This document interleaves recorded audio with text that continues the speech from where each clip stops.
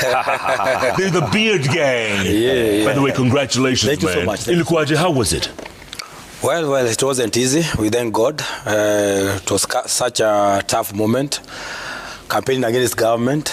Government brought all its machinery to the ground. So the people, first and foremost, is to thank God for the victorious win, and also the people of Kalou for making that firm decision against all those goodies that came to Kalou.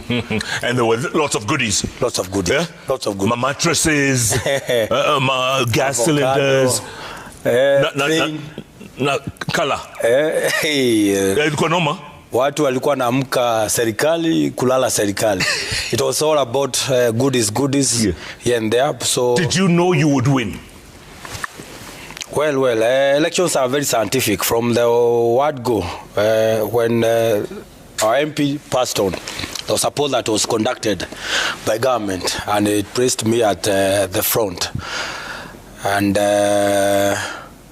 I knew with the right strategy, I was poised for a win. Yes. Senator, tell me something. What is it about Nyandarua that makes it so unique? Tell us.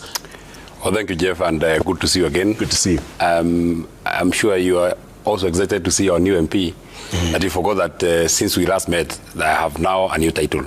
Yes, SG. I'm now Secretary of...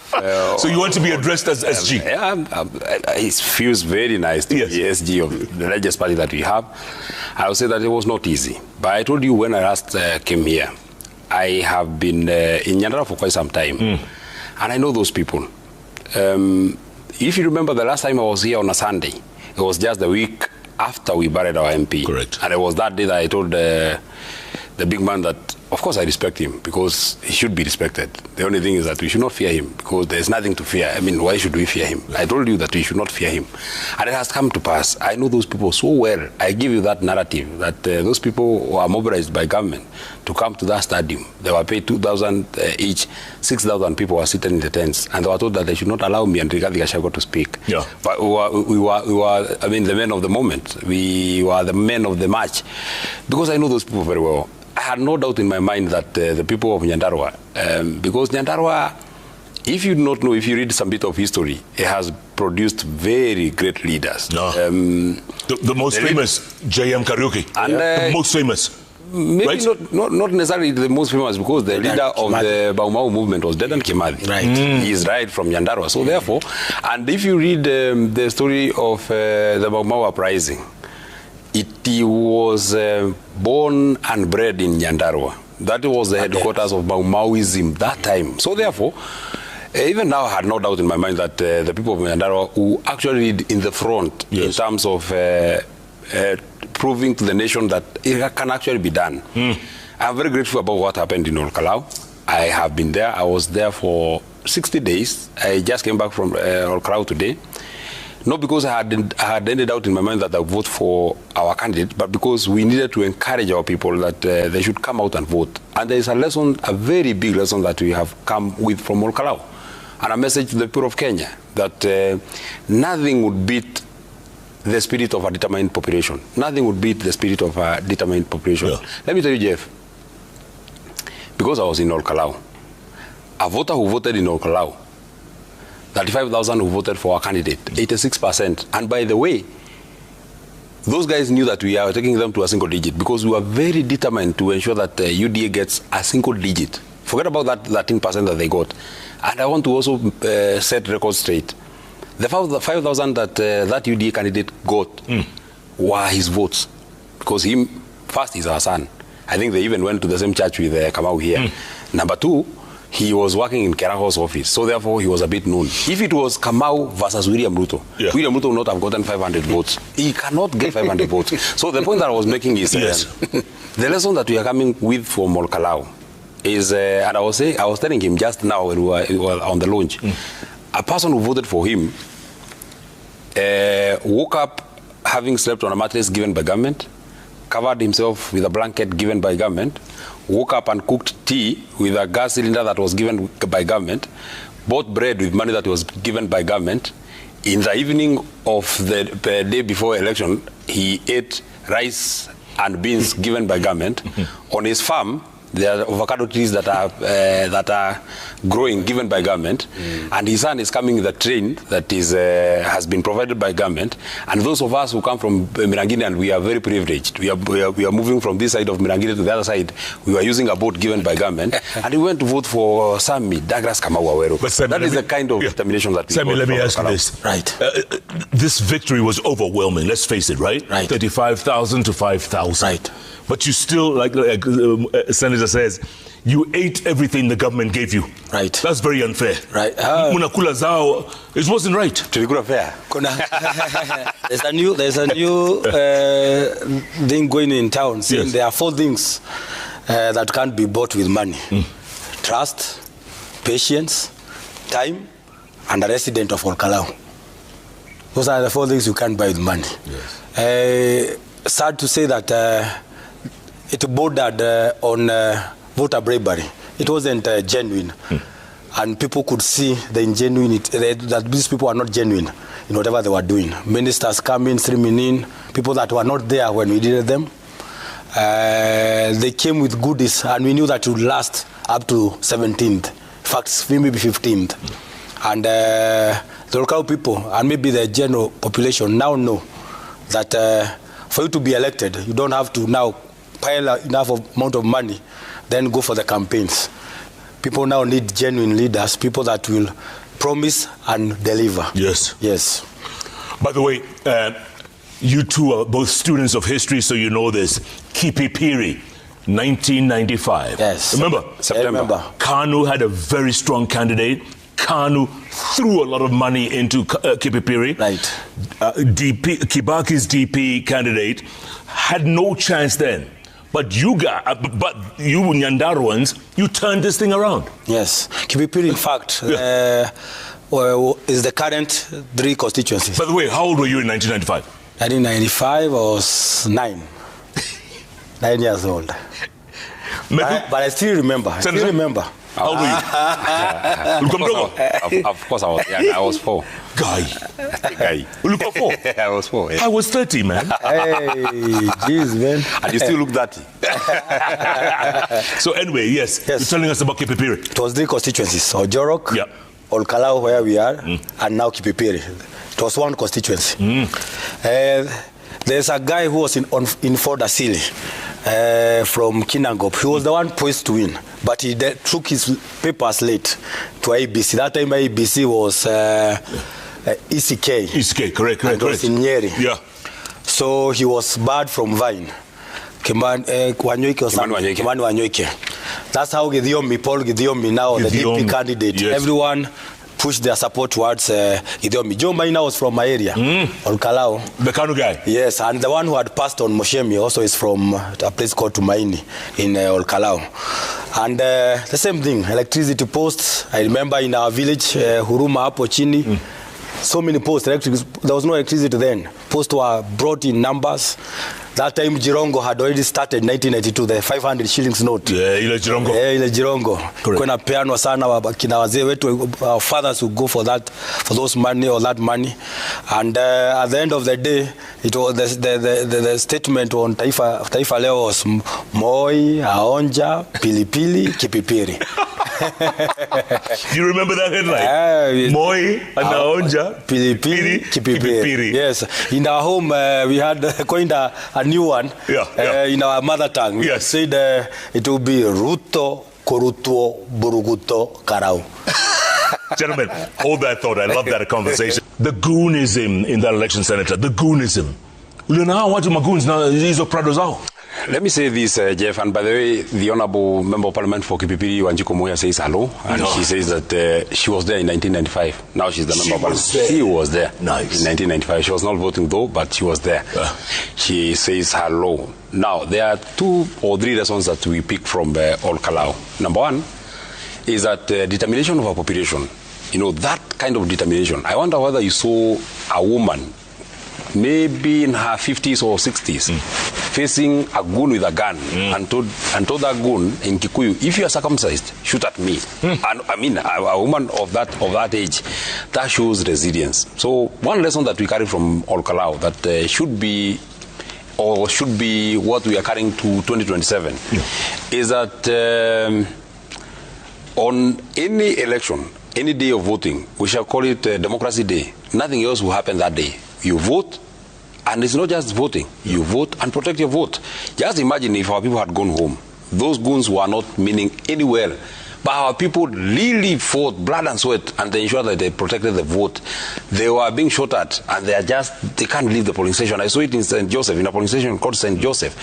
Old women, they were there. Bullets right, left, and center. So that is lesson number one. Lesson number two, and if William Ruto is actually keen on killing this goon culture, the person that I think is the mastermind of this goon culture is Kipchumba Murkomen. And I'll tell you why. In fact, his name must change. He can no longer be called Cabinet Secretary for Interior. He's Cabinet Secretary for Goons.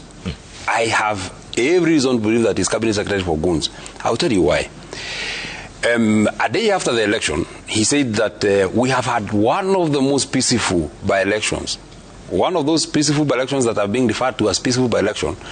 Very few voters voted from 1 o'clock to the close of the polling station. That's why I told you that we would have gotten at least 75% voter turnout, the highest, because the people were very determined. But the goons were shooting right, left, and center. And I want to thank our police in uniform. Every policeman that was in Kalou in uniform, I am very grateful for what you did. Unfortunately, these goons are wielding so much power that they are fighting both the civilians and the policemen in uniform. If you saw those clips in Kalou. Yeah. Now, let's take it a little back. When our party leader was attacked in a place called Witima, the people who attacked him are known. They are police officers. We have complained. We went to the Inspector General of Police. We told him it is so and so and so and so and so. No action was taken. In fact, I hear they were promoted. This can only happen if it has a direct sanctioning or the direct import of the person who is in charge of that particular ministry. And the reason why we are putting it on Murkomen, much as Professor Kindiki is a useless leader, in his days, we were not seeing this kind of open Goonism. In his days when he was Cabinet Secretary for Interior. Now come to Kalou. He says that, and I've even seen just now, I think they knew you're coming for JKL and we speak about these things. So I've seen that the DCI is saying that they are now investigating Goonism in Kalou. First of all, how do you say that there were few incidences and 2 people are lying in the mortuary and hundreds of our people have been injured? Hundreds of our people have been injured. I went to see one young man who was clobbered at a place called Royal Gardens. He can't even speak. He can't even do anything. He was clobbered so badly. So many of our people have broken arms, broken legs, and what have you. So you can't say that the election was peaceful. In almost out of the 73 polling stations, I think violence was in like 50 or 60% of all the polling stations. Let me ask my so therefore, let me say this. And where I want to place it right on the door of Murkomen. You've seen, it is even on the Sunday Nation, that the vehicles that were being used, they are known because they are coming with number plates that are on those vehicles. Every Kenyan, including yourself, you can go and Google and get to know who owns which car. Yes. So if one of the cars is owned by Kiambaa MP, John Njuguna Kawanjiko, and is still roaming freely, how do you say that you are investigating goons? You should first arrest him, then he will tell you these goons that you are carrying, where had you gotten them from? We saw many vehicles from even people that are known, people from Kinangop, a member of staff of the member of parliament for Kinangop. His vehicle was felling goons in a place called Nyadundo. Let me ask you, Jeff, in your life, because you're older than me, have you ever seen anybody shooting from the top of a car, shooting at civilians? Only in a movie. It has never happened. Only in a movie. But you saw it in Kalou. Yes. And then somebody want to say that that election was peaceful. Let me say, and I want to give hope to the people of Kenya because we are taking William Ruto home. And I told you last time, and you've seen it, the signs are there. You've seen 86%, and it's not even 86. I'm repeating that even these 5,000, you can't attribute it to William Ruto. It's because that guy Mushina is also a child of a woman, so therefore we had to give him something at least to go home with. But in 2027. Now we are in 2027. Let me ask let me finish. He can't concentrate that kind of number of goons in one constituency. That is thing number one. Number two, he can't get that kind of policemen to be everywhere. So the people who overwhelm these goons of Murkomen and the people who actually protect their votes. And the Deputy President, Rigathi Gachagua, has actually said today, if government cannot protect us, then we protect ourselves. Finally, in terms of the campaign money that William Ruto has spent, I think I hear he has spent 1.3 billion. There's a friend of mine who works, or who is a friend of his. He told me that they started speaking about Kalou and he was slapped. You know, a very senior person was slapped, because William Ruto cannot believe that he gave people 1.3 billion and he got 5,000 votes. Even if he was to give 1.3 billion for every constituency, you have a manuscript from Kalou. He will give you 1.3. That's 50 billion. Not 50 billion. Plus. It's 290 billion because you have 290 constituencies. How were you able to mobilize these people and also to guard the vote? Despite what the Senator says, there were goons everywhere. How were you able to do that? And can you do it again next year? Well, first and foremost, I wish to state here that William Ruto, our president, in 2022, when he was going for his campaign, he talked of institutionalizing politics and even promised Kenyans that neither again will state machineries be used by politicians to intimidate voters or even competitors in politics. And even in the blueprint of the Kenya Kwanza government, the plan, what they used to call, dubbed the plan, they had talked strictly on those issues, saying the judiciary will not be used, the DCI, the police. What we witnessed is something I've never seen in my life. I've voted several years or several times in the general elections. I've never seen what I saw in Kalou, Jeff. I was at the center of what was happening. Because at around 2 p.m., but we had seen it previously, during the campaign periods, a hotel in Kalou used to house them, these goons, hooded goons. Hotel where even some of our supporters were attacked. The young man that Senator has talked about, and luckily he has survived. He's at home, though not talking.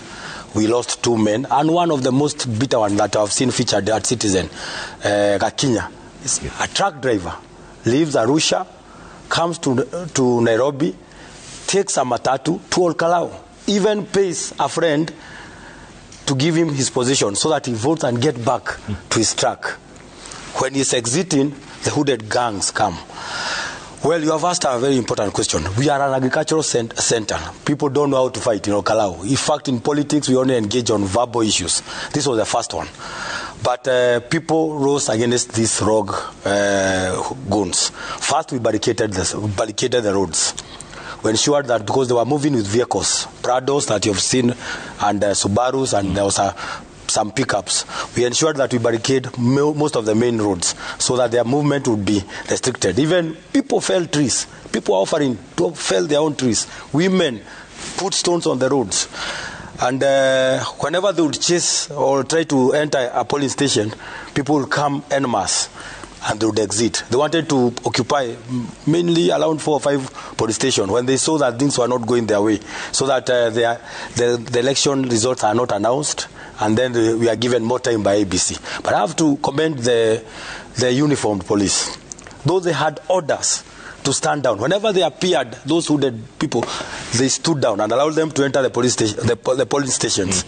But them, they carried out their duties very responsibly. And I wish to call out on those police with uniform. If they respect their work, because it's a service, if we, as a country, we don't want to go the Haiti way, we must institutionalize those institutions like police service. Let them do their job. If they had been left to do their job, we would not have witnessed what we witnessed in Kalou. 2 p.m. up to 5 p.m. running, chasing. They come with weapons that were even superior to the ones with the policemen that were manning the gates. I have never seen, and they would fire at will. There's one even who women shouted as he pointed directly, asema nakumaliza huyu, nakumaliza. And funny enough, and this one I have to say, on national media, they spoke our language. Because we interacted with them, they spoke our language. They knew every Panya routes. So they had guides from Kalou. And I've seen one of the media guy in the president's service, Itumbi, saying that some of the supporters have been the mobilizers. Yes, they have been. Yeah. It's a blatant lie. Huh? It's a blatant lie. They're saying that there have been. It's a blatant lie. There's 20 of them who are fearing for their lives. Mr. Yomambo. No, of course, they are trying to get a narrative that they can sell to the president. They don't know the explanation that they can give to the president because of that resounding defeat. There is no person from Olkau who fought with a person from Olkalau. I'm telling you because I was there, and we are one community. That candidate, that UDA candidate, we met many times. By the way, that day that they were attacking our supporters at a place called Royal Gardens, they were actually taking tea with him, the UDA candidate. Those who are being attacked, they were with the UDA candidate because we are one people. We have been born together. As the member of parliament has aptly put it, we have only had verbal wars. You can never see a person from Olkalau throwing a stone at another person. So therefore, and anyway, the reason why nobody from Olkalau would be worried about the 5,000 who voted for Mushina is because they didn't vote for William Ruto, and we know they voted for Mushina, and so it's not a problem because that's our son. There is one thing, Jeff, that I'm saying. This man, Kipchumba Murkomen, is a recipe for chaos in 2027 because the goons who attacked us in church in Wetima, the very same people are some of those who came to Olkalau. So therefore, and there are also those who are at All Saints Cathedral here, and their faces are known. You pray them here every time.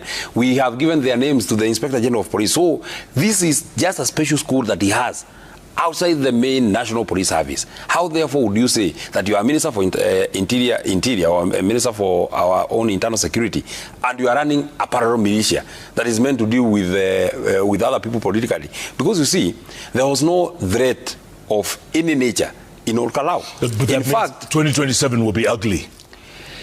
I mean, you have to be worried. Let me tell you, the lesson that we carry from Olkalau is that, and I've told you, once our people are determined to take William Ruto home, nothing will stop us from taking him home. Because our people, as I've said, election day on the 10th of August will be Democracy Day. You vote and you stay at the polling station until it has been counted. Let me say this to the IBC. I have a mixture of feelings of how IBC treated us in Olkalau. Number one, the local team, our returning officer and the POs, our county elections manager, they conducted a credible election. I feel that they really gave us a credible election. But when we went to receive the certificate, one commissioner called Hassan Noor said that the cases of violence were scattered here and there. You saw what the commission did to one of us, the Honorable Member of Parliament for Kipipiri, Honorable Anjiko Moya, who just said, any person who is not from Olkalau will not vote in Olkalau. They summoned her and they really mistreated her. Now, this issue of bribery, where do you place, and because it is contained in the electoral code of conduct, where do you place matrices that are given and you're told that they are being given in the presence of a government candidate, if that is not bribery? Where do you place, state officers are not supposed to campaign. How then do you see a cabinet minister working hand in hand with a candidate, and IBC just keeps a blind eye to it? How and where, when will then anything qualify to be bribery? Yeah. Sammy, are you worried about 2027? Because you have to run again in 1 year, so. Right. Are you worried? Well, first things first, I need to deliver to the people of Olkalau within that 1 year. There are things that we agreed with them on the ground that must be done within this 1 year. So that is the most important thing for now, not the election, because we cannot only be talking about election after an election. What's your biggest thing that you want to do in the next 12 months? Well, we have said prudent use of the money that is given to the constituency, CDF. It's 200 plus million. We want to utilize it well in terms of bursary allocation, in terms of upgrade of our infrastructures. Also, I promise the people of Olkalau, the grade 6 pupils that will be transitioning to grade 7, full school uniform. So generally those three, and then again having a voice for them, someone who speak what they want to be said, because we've had legislators that are not representing the will of the people. They have been bought by by this government, and their work is only yes, sir. They are Mr. Yes, sir, Mr. Yes, sir. We want to bring that voice in terms of representation, both at the Assembly, at the National Assembly, and also on the ground. Let me ask you this. Yes. Do you think JM Kariuki would be proud of you guys right here? Would he be proud wherever he is? Well, JM is a figure that we never met, but we've read and heard about him. My mom used to say, my mom passed on, that people cried, literally cried. I was 9 years old. Wow. March 2nd, 1975. Yes. I was 9 years old. Wow. It was, oh my God, shocking. We're in the old school. Senator, but this is a new JM Kariuki here. Yes, JM stood against the bureaucracy of that time. Yeah. And I've read even people close to the president then blocked him from meeting him to address the issue. And he's the famous quote of Kenya is made of 100 millionaires. No, 10 millionaires and 10 million paupers. Yes. And welcome back to Sunday Live here at Citizen Television.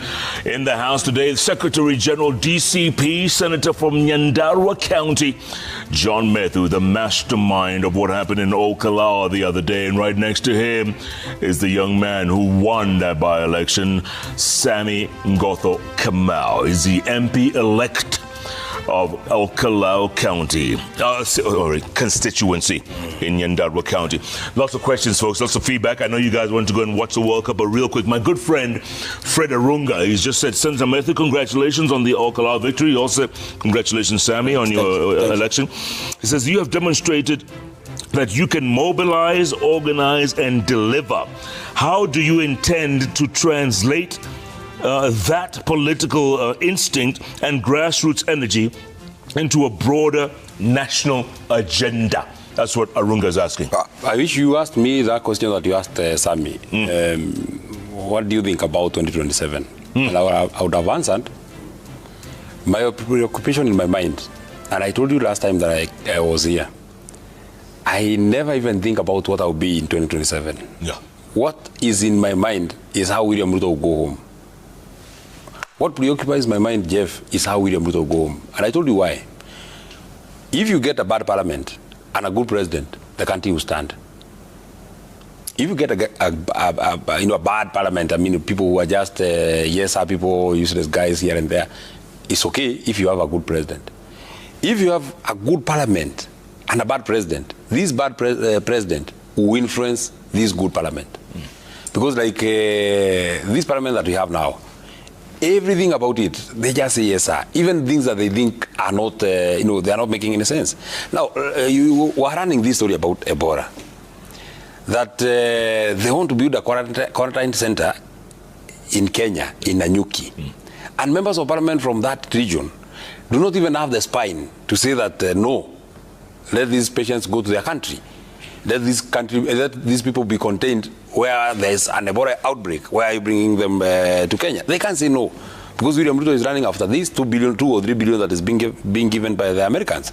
You remember that story about the finance bill? Because every time we say that kids were killed, but we must ask ourselves, why were they killed? Because members of parliament passed the finance bill. So when they pass the finance bill, they are clapping. In the morning, you say that the finance bill is okay, you are clapping.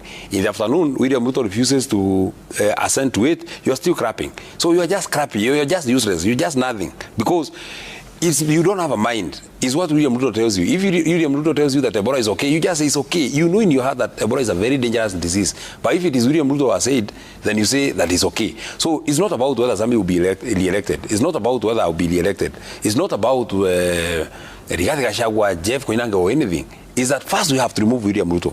For us to try and fix this nation, we have to remove William Ruto. That is why I'm telling you that this on Kalou was a very good experience, because first they make every person from this republic who is angry at William Ruto, and I think everybody is. If you are a payslip holder, if you look at your payslip, you get very angry. If you are a person who has a human heart, if you think about the kids who have been killed in Kalou in just a by-election, Just because William Ruto is losing, he decides that he must now maim people, kill people, rape women, and what have you. So, Mohesh, this is a litmus test, would you say? Or Kalou was a litmus test? Definitely it was. It was a litmus test. And I'm telling you, 2027 will be easier. Will be easier because even if he has goons, he can't have as many goons to spread across the country. 90%. If he had like 300 goons in Kalou, that was just one by-election. So he put every effort. William Ruto put every effort, money. He gave, let me tell you, Jeff, one vote in Kalou, one vote for William Ruto, or not even for William Ruto because he didn't get anything. One vote that they got in Kalou was costing about 300,000. One vote? One vote, yes. Because if he has spent about 1.5 billion in cash, if he has given projects, and we are not saying that we are against these projects, but there's giving projects and there's hoodwinking people. Why, if these projects were very good or they were in line with the delivery according to what government had planned, why were they not happening in Kipipiri? We saw it in the campaign trail. People would come with them, say my conscience doesn't allow. This mattress is meant for the sick, and maybe they are sleeping on the floor. We received them. I will continue receiving them and taking them to hospitals where they belong. But I have to say this, Jeff, from what your friend has asked. What we have seen, President Ruto has lost the aura. He has lost the mojo. People are tired with this government. They have a resolve. It doesn't take the leadership ourselves. It is the people. It is the people who went out to protect these votes. It is the people who stayed at the polling stations, said they will guard the votes till they are counted and announced. So you don't need to do much because the people already are they are mad at what they are experiencing with this government, the cost of living and all of this problem that we are having. So the people in 2027 will come out in numbers and speak, and you cannot force people to vote for you. And President Ruto knows that because in 2022 he wooed people, he talked to them well, he sold them ideas and they bought into his idea. Now you cannot intimidate them using policemen and goons because they'll get more angrier, they'll get even tougher, they'll want to take you out in 2027. So I've seen them saying this is not 2027 contest, this was just a by-election in Kalou. This is the mirror of what will happen. In fact, it was on a later note. It will be, from where I sit, it will be worse. And by the way... Gentlemen, hold on. Let me get some feedback here. There's lots of feedback coming in thick and fast. Let's go to a magic wall. What do we have, folks? What do we have? Kasi Mikro says, show leo ni moto kama pasi. Uliza MP-elect. Mpango yake ni gani kwa mwana Kalou, watching live from Koroshandet. Uko ni wapi? Koroshandet. Koroshandet, okay. Mpango yako ni nini? Tumesema first we even have the projects that were brought by government. We'll push for them because it's the right of the people to get the projects. We'll push. I saw Moses Kuria saying that we will ensure that the projects are completed. We'll go check that they are properly budgeted for and they are pushed to completion. I have also promised prudent use of SWDF money to benefit the people of Kalou. And anyway, Moses Kuria was saying that he's pushing for projects, yet he couldn't even push for his own job. He doesn't have a job. Let him first look for a job. Next. M. Ndalo says, the people of Kalou came up with their own proverb saying, a hen can roam eating in the village, but she knows where to lay an egg. Ask Methu to explain it further. Is that true? In fact, by the way, our people are saying, you're saying that they returned the gases and mattresses. They're saying they voted for William Ruto. He didn't give them anything. So it's like they voted for him in advance. This is the payment for the vote they voted for him in 2022. So he must prepare more if he wants to, for all the people because they already voted for him. These 5,000 that we got, some people are calling me and that. Let me give you a funny story. One day I was with Sammy at home in a place called Mugumo. Then we were told that there's very many women at the gate, and we asked, we didn't have a meeting today. So they really insisted. So I said, let them come. They were from a place called Acacia. That's where they were going to get money. So they told us we have been caught by government and we have been given 2,500. And we feel it in our heart that it's actually not right that we took this money. But since you people are really struggling with the campaign, we have decided we'll give you 1,000, we'll keep 1,500 because you are the people who went for the money, and they gave Sammy 1,000. Now the problem, each of them. Now the problem was where to keep that money, because we didn't want to touch William Ruto's money, so we had to give it to one of our aides to go and repair the banners that had been broken. Wow. But that's the kind of love that we were seeing in Kalou. Yeah. Let me tell you, the people who came to help us, ask all those agents who came to help us in Kalou. They were not sleeping in hotels because the hotels were very dangerous. They were sleeping in people's houses. They were eating in people's houses. There were people who were living in people's houses 3, 4, 5 days, free of charge. As strangers? Yeah, just strangers. You're just, then you are given some place to go and to go and stay. Wow. The Honorable Wanjiku Muya, when she was being accosted by DCIs, she would get into any home, just come and they say, oh, is Wanjiku Muya, okay, she would be taken care of, hata kama kuku imelalia mayai inachinjwa, anakula, because they really, that is a kind of patriotism, that is a kind of nationalism that is in our people. Beautiful. Okay, next is Hassan says, are they identical twins? Mr. Methu and MP. Brothers in arm. Brothers in arm. Brothers in arm. Comrades in arm. Paulo Nsema, Senator John Methu, kitu anaogopa hii dunia ni mtu wa kinyozi pekee. Engineer Lazaro says, first of all, congratulations all Kalou residents for standing firm with their interests. The MP-elect should now stop election honeymoon fever and start working for the residents with immediate effect. Yeah, you just told us you have 12 months to go. Yes, definitely. We need to hit the ground. Yes. Gentlemen, real quick, I know you want to go and watch the second half of the World Cup, which is fantastic, which is very important. But I want some final thoughts.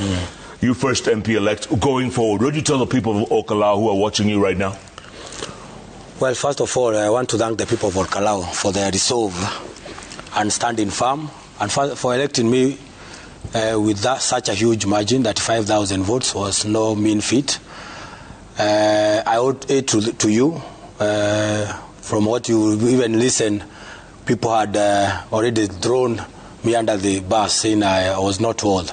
But they put it to the whole of the country that the person of choice is Kamau. So I want to promise them. I told them I don't want to promise them too much, but I promise them that I'll be there for them when they need me. I will speak. I'll be their voice for everyone to hear, and stand in the gap that was left by the former MP who rested. I also have a message for the government of the day. The president, you owe it to Kenya to have a peaceful country. We don't want to go the Haiti way. It is such a shame seeing goons running during the election day with arms and all that kind of things. You need to call the house to order. Sack the CS of Interior, Murkomen. Bring in someone who is sober. Start having those what you promised, is to institutionalize our politics so that we don't go way beyond what is needed, because at the end of the day, Kenya is our land and we need to protect it beyond politics. We don't have any other place to go to. Kenya ndio nchi yetu, na ni vibaya sana tuone if it had gone to a bigger height, we would have had bloodbath, brothers rising against brothers because of what Itubi is trying to bring. And I want also to say, please don't use this they are saying investigation to come and start harassing people, because we know the government can say we have gone to investigate, and you end up seeing people being harassed. I listened to the county commissioner talking to one of the blogger. That's not the kind of language we want to hear in our county. It's a very peaceful county. I don't think we need to go to that route. So President Ruto, you have a mandate, a very big mandate. You may not perform economically, you may not perform in other way, but you owe it to Kenyans to have peaceful transition coming to 2027, because most probably you are going home in 2027. Thank you. Senator, you get the final word. Talk to the nation going forward. First, I want to really thank the people of Kalou. You've built resilience that will be remembered for many years. You just spoke about the by-election in 1995. It's 31 years ago, and it's never been forgotten. The people of Kalou have earned a place, rightfully so, in the books and annals of our history, as people who stood and led an onslaught against a president who was not a good president. My second thing would be to the people of Kenya. You've seen it and you're learning from Kalou. This thing is very, very doable. I know you're all tired with the administration of Mr. William Ruto. And therefore, as I have correctly said, let's all get ready. Let's all now get ready. Finally, or rather, to our leaders also, those who are in the united opposition, Linda Mwananchi, and everybody who loves this country. The people are united, and you've seen it from Kalou. The people are all on one side. They're just waiting to just get one leader to lead us. I make a commitment that because I can only speak for the DCP party, if my party leader, Rigathi Gachagua, is given the ticket to fly the united opposition ticket, we have proven that we can actually guard and protect our votes. Let me also speak to President William Ruto. We are asking very little as a people of Kenya, because being president is the highest responsibility anybody will ever get. Whether you be one term or not, whether he will be whatever, he will have gotten the highest civilian authority ever in the Republic. He's the fifth Kenyan to ever get that honor. Please, with great responsibility comes greater accountability. Why don't you just leave this country? Don't even make it even better, even for an inch. Why don't you leave it the same way you found it? Just the same way you found it.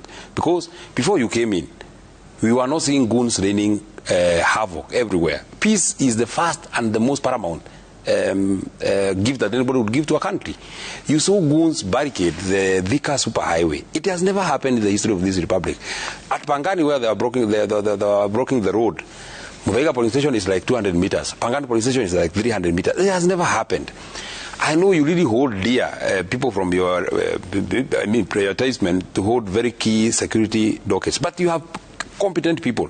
You don't have to have Murkomen. You can have many people from, I'm sure there are people who are from Rift Valley who are competent enough to hold such as a critical docket. Let me tell you, Jeff, you may speak like a joke, but if those people tried to steal that election in Kalou, if they attempted to steal that election in Kalou, that place will still be burning, because you can imagine 87% of every person in Kalou is standing with Kamau, and then you want to grab it. If William Ruto would fight that hard in a by-election, you can imagine what is planning in the main election.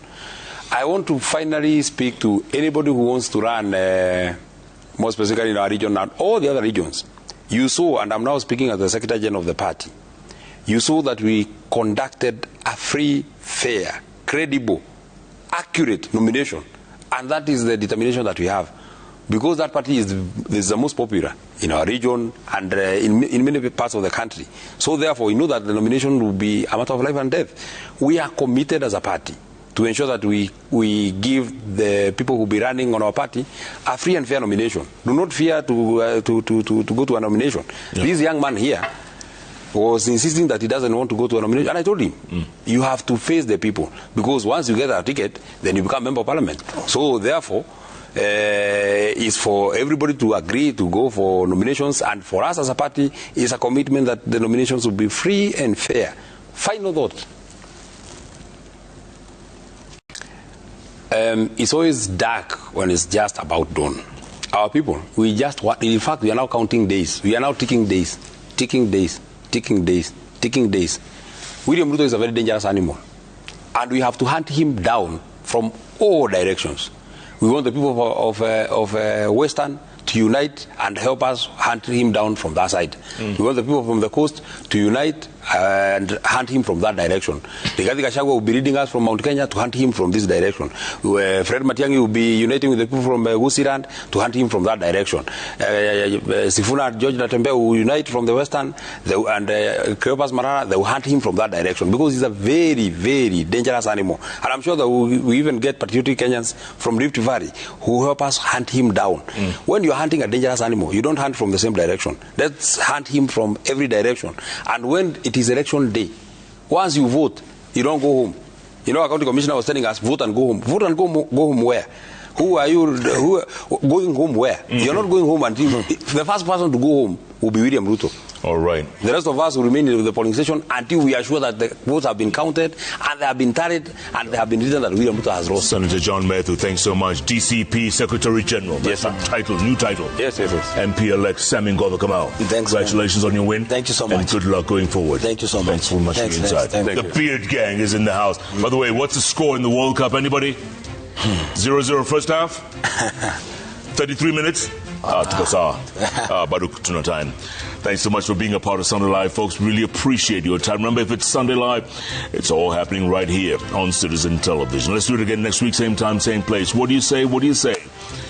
We have no choice, as they say. All right. Have a good evening. Goodbye. Good luck. God bless the people of Kalou and Nyandarua County. God bless Kenya.